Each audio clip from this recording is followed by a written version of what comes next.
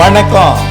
செல்வகுமாரின் உலகம் வெப்பமடைந்து விட்டது என்கின்ற விழிப்புணர்வு அறிக்கையை சமர்ப்பித்துக் கொண்டு இயற்கையுடன் இணைந்து வாழ வேண்டும் என்கின்ற ஒரு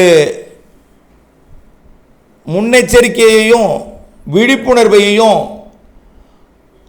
ஆலோசனையையும் தொடர்ந்து வழங்கி கொண்டிருக்கக்கூடிய நிலையில் தற்பொழுது உலக வானிலை அறிக்கையை வாசிப்பதற்கான காரணம் புரிதல் வேண்டும், இயற்கையோடு இணைந்து வாழ வேண்டும், மரங்கள் வளர்க்க வேண்டும், கார்பன் வாயு வெளியேற்றத்தை குறைக்க வேண்டும், உலக நாடுகளை அதாவது உலக நாடுகளுக்கு அந்த அறிவுறுத்தலை ஏதோ ஒரு வழியில் எடுத்து செல்ல வேண்டும். உலக நாடுகள் ஒன்றிணைய வேண்டும்.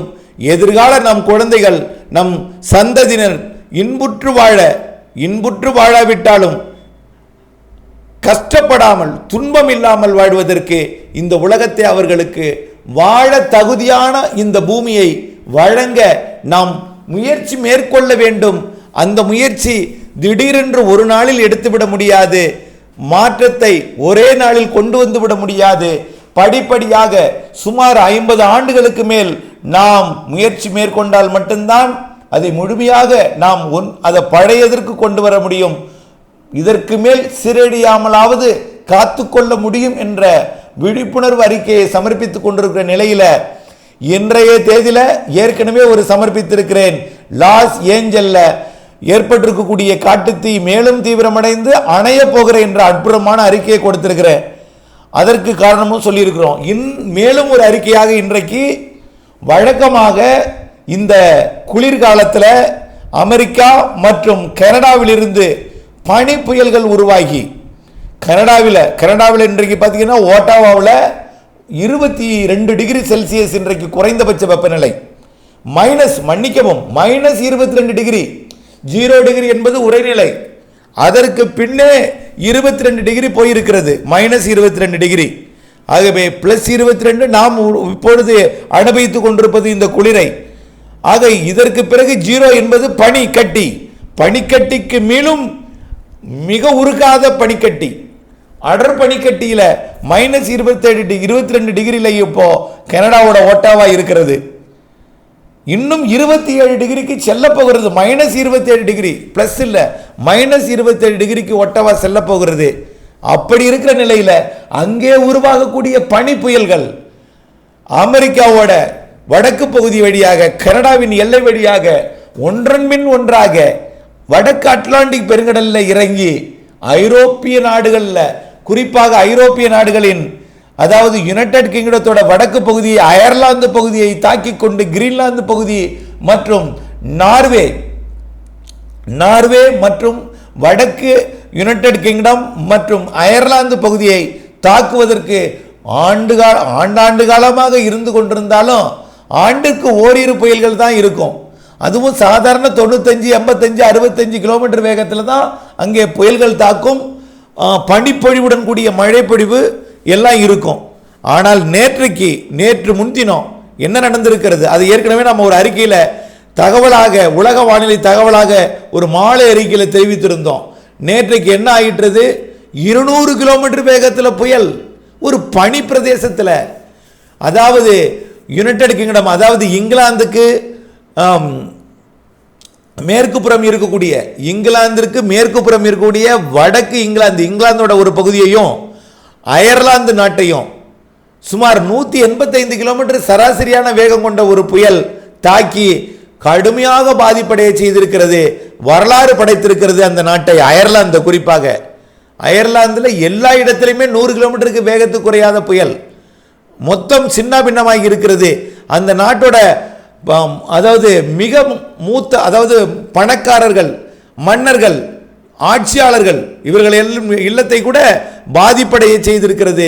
அந்த அளவிற்கு அயர்லாந்து மிக மோசமாக நேற்று முன்தினம் அடித்த 200 கிலோமீட்டர் வேகம் கொண்ட புயல் தாக்கி இருக்கிறது. இப்போதான் அது கடந்து வடக்கு யூகே, அதாவது இங்கிலாந்தோட வடக்கு பகுதி, யுனைடெட் கிங்டத்தோட தனி ஒரு ஆட்சி பகுதி, அயர்லாந்துக்கு வடக்கே இருக்கக்கூடிய அந்த பகுதியை கடந்து நார்வேக்கு மேற்கு புறமாக நகர்ந்து கொண்டிருக்கிறது. இந்த நிலையில் இந்த வாரமே இந்த 31ஆம் தேதிக்குள் மேலும் 2 புயல்கள் அயர்லாந்தை தாக்கப் போகிறது. அதற்கான ஆயத்தம் கனடாவிலிருந்து தொடங்கி தற்பொழுது அட்லாண்டிக் பெருங்கடலிலே இறங்கி இருக்கிறது. இந்த புயல் வரக்கூடிய 27ஆம் தேதி நாளைய மறுநாள் திங்கட்கிழமை மேலும் ஒரு 200-180 கிலோமீட்டர் வேகம் கொண்ட ஒரு புயலாக அயர்லாந்தையும் வடக்கு யுனைடெட் கிங்டத்தையும் தாக்க இருக்கிறது. அது மட்டுமல்ல, வரக்கூடிய 1ஆம் தேதிக்குள் 31ஆம் தேதியே மேலும் ஒரு புயல் 31ஆம் தேதி வரக்கூடியது. அது லேசாக தொட்டுத்தான் செல்லும் என்று எதிர்பார்க்கப்படுகிறது. ஆனால் அங்கு அதனாலும் மழை பொழிவும் கடும் வானிலையும் இருக்கும். ஆனால் நாளைய மறுநாள் 27ஆம் தேதி எப்படி கடந்த 2 நாட்களுக்கு முன்பு ஒரு பாதிப்பை ஏற்படுத்தியதோ அதே போல் ஒரு பாதிப்பை ஏற்படுத்தக்கூடிய புயல் தாக்க இருக்கிறது. ஆகவே வாரத்தில் 3 புயல் ஒரு இடத்தை தாக்குதென்றால் இது வானிலை மாற்றத்தின் ஆதாரம்தான் என்பதை நீங்கள் புரிந்து கொள்ள வேண்டும். ஆகவே இப்படிப்பட்ட வானிலை மாற்றத்தை கண்கூடாக நாம் காட்சிப்படுத்தி கொண்டிருக்கூடிய இந்த இயற்கை நாம் புரியாமல் இருந்தால் பயனியதும் இல்லை. தயவு செய்து பாதிப்படைந்திருக்கக்கூடிய நாடுகள் வரலாறு காணாத என்று தலைப்பிட்டு கொண்டே இருக்கிறார்கள். ஆனால் அவர்களுக்கு அந்த நேரத்தில் ஏற்படக்கூடிய கஷ்டம் அந்த நேரத்திலேயே முடிந்துவிட்டது. இப்படி நாளுக்கு நாள் உலக நாடுகளை ஆங்காங்கே வலுவான புயல்கள் அச்சுறுத்தி கொண்டும் காட்டுத்தீ மற்றும் பனி புயல்கள் தாக்கிக் கொண்டு பருவம் தப்பிய மழை, குறைந்த நேரத்தில் அதிக மழை, கடல் வெப்பம் உயர்வு, நீரோட்டத்தால் மீனவர்கள் கூட சவால், பல்வேறு மீன் இனங்கள் அழிந்திருப்பது, மீன் இனங்கள் குஞ்சு பொரிப்பதற்கான ஏற்ற காலம் ஆண்டு முழுவதும் ஏற்பட்டு கொண்டிருக்கிறது. இப்படி கடல் முழுவதுமே வெப்பமடைந்திருக்கிற காரணத்தினாலே இந்த புயல்கள் சூறாவளிகள் இன்னும் பாருங்க. அடுத்தது நிலநடுக்கோட்டு இந்திய பெருங்கடல் ஒன்று உருவாகிட்டு இருக்கு. அது பார்த்தீங்கன்னா மொரிஷியஸுக்கு கிழக்கு புறமாக அது நகர்ந்து அது மொரிஷியஸை தாக்கவிட்டாட்டம். கடந்த முறை பார்த்தீங்கன்னா தைப்பூச திருநாள், மொரிஷியஸில் தைப்பூச திருநாள் விடுமுறை கொண்டாட்டம். ஆனால் கடந்த ஆண்டு தாக்கிவிட்டது. ஆனால் இந்த ஆண்டு மொரிஷியஸை தாக்காமல் சற்று கிழக்கு புறமாக வேற ஒரு தீவு நாடுகளை தாக்கி கொண்டு அது அண்டார்டிகா நோக்கி பயணிக்கும் என்றாலும் அடுத்தடுத்த நிகழ்வுகள் தயாராக இருக்கிறது நிலநடுக்கோட்டுக்கு தெற்கே. இப்படி லானினா காலம் என்றாலும் இப்படிப்பட்ட ஒரு லானினா ஒரு சாதாரண லானினாவாக இருந்தாலும் ஆண்டு முழுவதும் பருவமழை நிறைவடையக்கூடிய நேரத்தில் பருவமழை தீவிரமடைந்து அறுவடைக்கெல்லாம் இடையூறு கொடுத்து சிங்கப்பூர் மலேசியாலாம் வரலாறு காணாத மழைப்பிடிப்பு கடந்த வாரத்தில் கொடுத்தது. அது பேசு பொருளாக்கியது சிங்கப்பூர் மலேசியாவை எல்லாம். இந்தோனேஷியாவிலையும் அதே போல தான். இப்படி அதே போல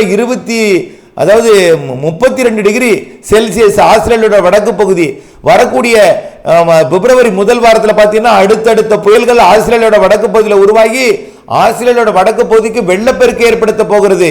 ஆஸ்திரேலியாவோட வடக்கு பகுதி இவையெல்லாம் ஒரு வழக்கத்திற்கு மாறான ஒன்று.